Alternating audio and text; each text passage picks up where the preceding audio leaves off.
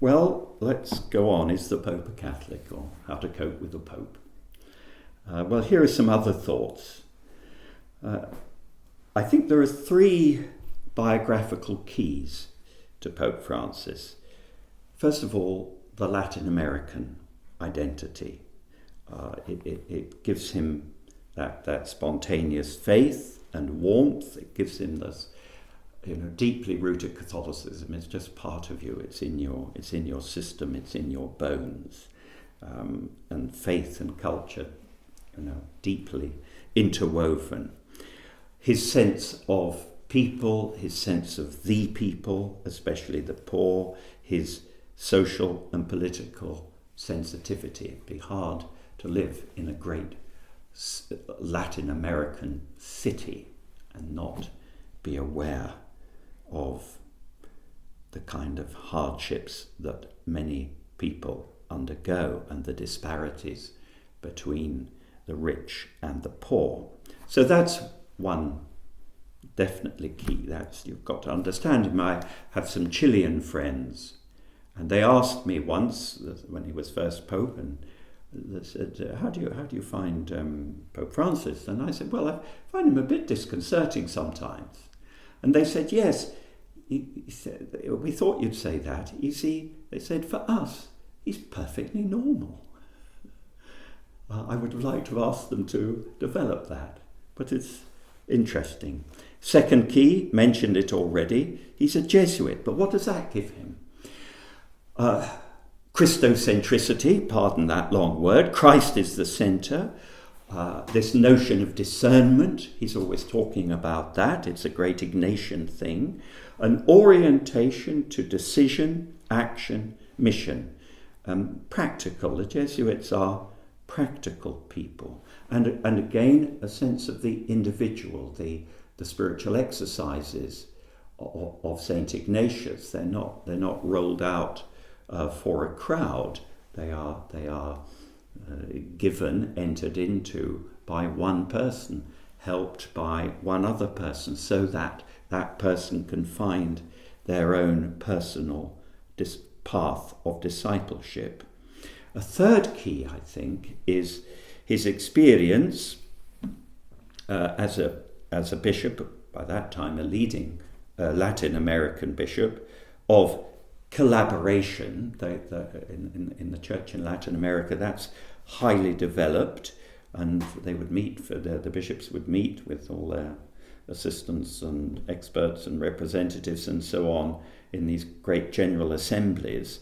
And there was one in 2007 held at the Marian Shrine of Aparecida in Brazil, and it produced one of these long documents, which Pope Francis is fond of, and it's called the Aparecida document, and it was a sort of charter for the church in Latin America, more than a pastoral plan. It was sort of deeper than that, but it's and if you're really interested in getting into his mentality, because he was one of the principal authors of that, it's worth going to that. And all of this, of course, he brought to his pontificate.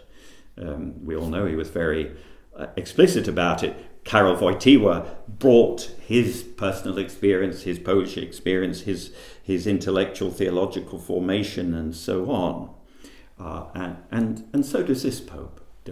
Different background, but he brings that. Behind every Peter, there's a Simon. Here's another thought. Now, Pope Francis belongs to a philosophical, theological current of Catholic thought, not very well known in our part of the world. It favours what is called dialectical thinking, that you think in pairs. Now, not in this case of the either or kind, but of the both and kind. So the Pope thinks in complementary opposites, in a bipolar way. And what he seeks always is not that you've got these two things. I mean, imagine, to take a simple example, a male and female. Well, the idea is not to eliminate the one or triumph over the others. The idea is not to find some kind of compromise, but the aim is to find a collaboration and a reconciliation, and often to rise above things that appear to be opposite, and through a higher perspective, ultimately Christ, to bring about a unity. But often I think this is what people miss with him and what people find perplexing. One could say a great deal more of this, but in his teaching on married love, for example, in Amoris Laetitia, he simultaneously combines all the classical teaching of the Church on marriage, indissoluble, lifelong union of a man and woman open to life.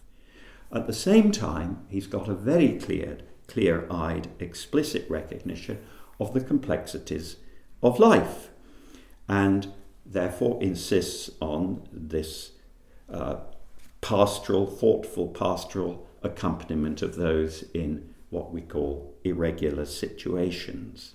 And I think people either focus on the one or on the other. We usually prefer half a pope to the whole pope. But we've got two legs, we've got two eyes, and all the rest. And this is how the Pope thinks. And what holds these two together and prevents them degenerating into black and white alternatives, either we stick to the doctrine, either we're pastoral and we help people where they are and so on, and we don't bother too much about rules and regulations. What holds these two together and prevents them degenerating into black and white alternatives is actually what, running through the whole of that document, is the call to conversion, to discipleship, to holiness, so that all of us, from wherever our starting point is, come together to the fullness of union with God. I mean, that's a very brief text. But he can simultaneously, as another example, he can simultaneously say, we must evangelize, and then say very fierce things against proselytizing. And again, people get baffled. He's a Christian. He's very clear that Christ is the fullness of the truth and grace, and yet he will seek common ground with Muslims. So there's often this twofold thing. Now, I'm not going to go parse my way through every controversy, every off the cuff remark, who am I to judge, or Pachamama, and all the rest, or civil partnerships, or to defend every action and gesture and statement. That's not required. But I will say, and I want to say it forthrightly, this Pope is not a heretic. If you hear that, it's untrue. He's an Orthodox Catholic. He is, as he says, a son of the Church. He's not, another accusation, he's not a moral relativist. Just do what you feel like. To take terms from the history of moral theology, he's neither a rigorist nor a laxist. Nor is he, as many people think, as maybe the arrogance of the West, some kind of intellectual cowboy, gaucho, who makes things up as he goes along, or a leftover hangover from liberation theology. He's someone with a very serious spiritual, literary, he's taught literature as a young Jesuit, and philosophical and theological formation. He has a serious formed mind. Now, he's a man of clear priorities. The mercy of God, we've all picked that up. The centrality of Christ, the primacy of the kerygma, the basic proclamation of the gospel. He wants mission to prevail over self-preservation, love to be the primary law. And these things are probably most clearly expressed in his early 2013 exhortation, Evangelii Gaudium. As I say, he's misread on the left and on the right, and positively or negatively we do incline to have really half a pope, or we like the Pope when he's cooking chips, but we're not so enthusiastic when we get mashed potatoes. It's something like that.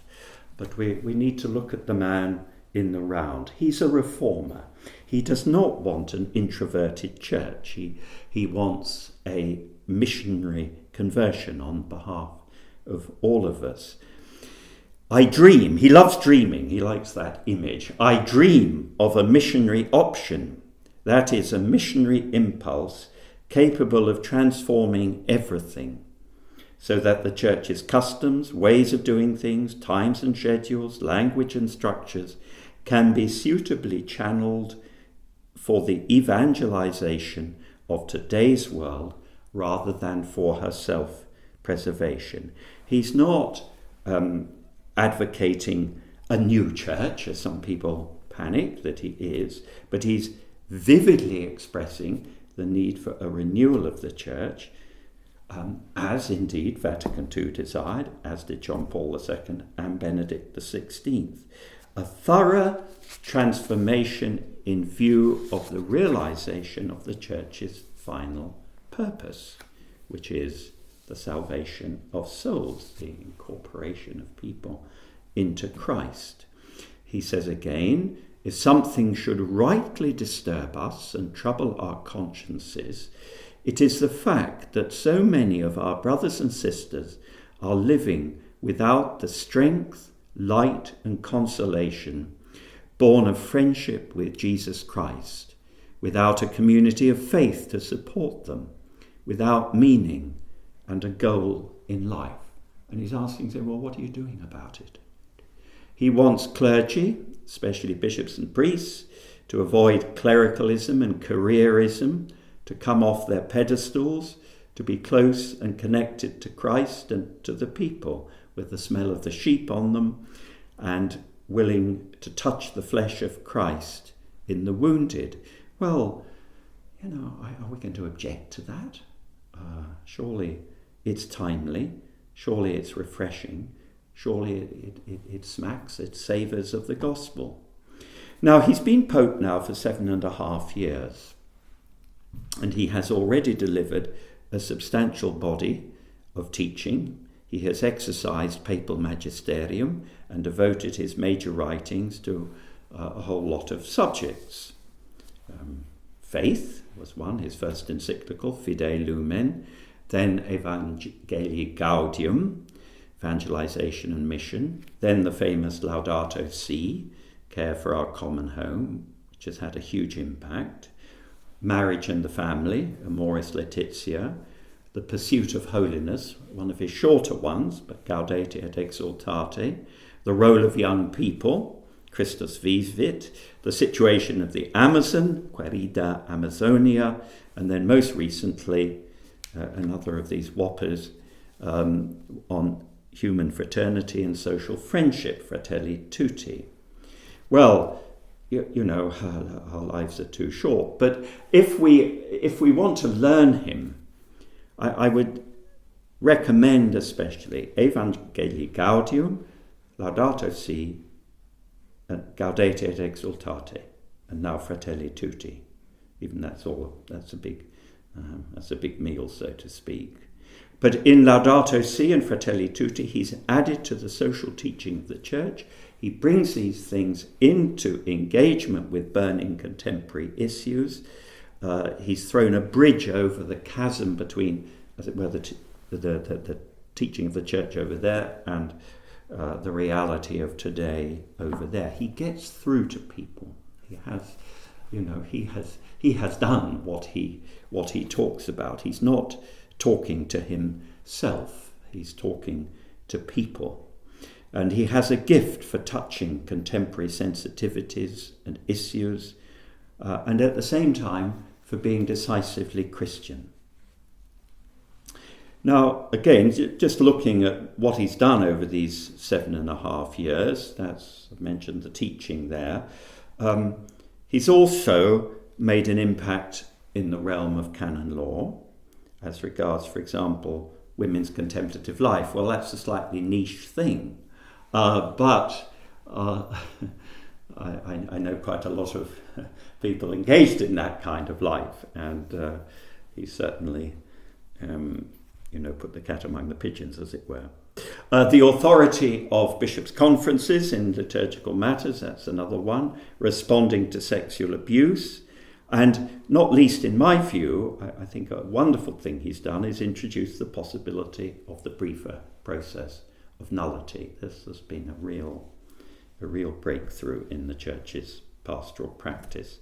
He's had an impact on the liturgy. Just on the liturgical calendar, he's added 3 popes, John the 23rd, Paul the 6th, and John Paul the 2nd. He's made Mary, Mother of the Church, an obligatory memorial for the Monday after Pentecost. He's now added Our Lady of Loreto to Advent and raised St. Mary Magdalene to the level of a feast. A senior official of the Congregation for Divine Worship remarked, he said, it's simply untrue that this Pope isn't bothered about the liturgy. It's a common view that Jesuits aren't really interested in the liturgy. That's left to the Benedictines and such like cranks. But he says it's not true. The Pope is interested in the liturgy. Here's a useless statistic, he has beatified more than 1,220 people and canonized about 900. Now, admittedly, one group in that 900 is a single group of 813 people in I think it's a late medieval story where the Christians in a city were massacred.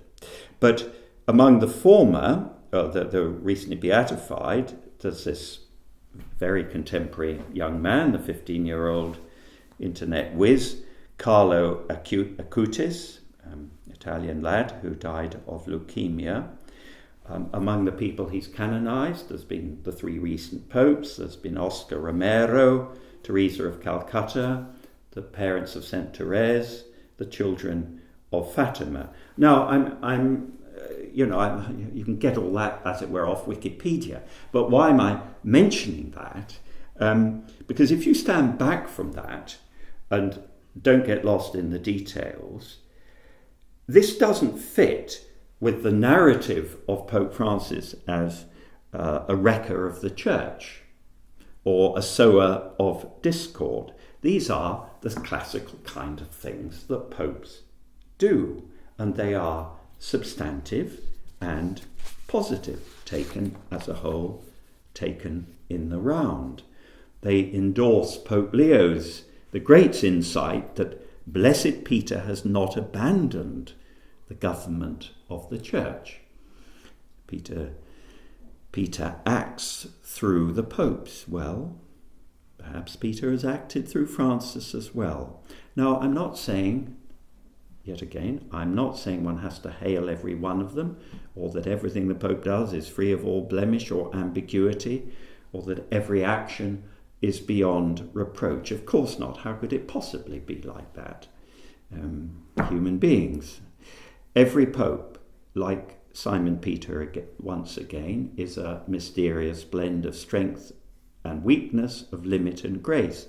Every Pope misjudges, misses opportunities, or because of events or resistance or inertia from others, just can't do all that he could.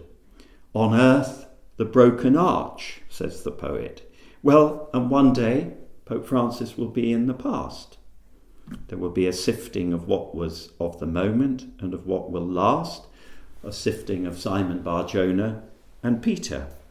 And we will all move on, the Church will move on, we will find ourselves among new men, strange faces, other minds, or maybe some of us hopefully preoccupied in a positive way with eternity.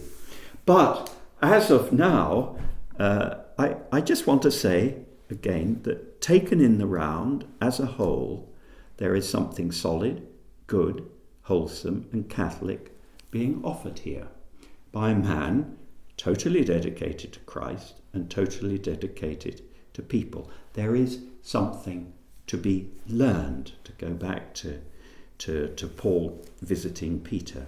Something of Christ, something that can help us be Christian and be the church in our troubled now, something worth, or something that we can live together with, in that phrase we use in the second Eucharistic prayer, una cum, realistically and confidently, gratefully, even joyfully. Dare I suggest, Pope Francis is really, for each and all of us and for the whole church, a call to conversion. So I hope we hear it. Let us pray for Francis our Pope. May the Lord preserve him and give him life and make him blessed upon the earth and not deliver him up to the will of his enemies. Amen.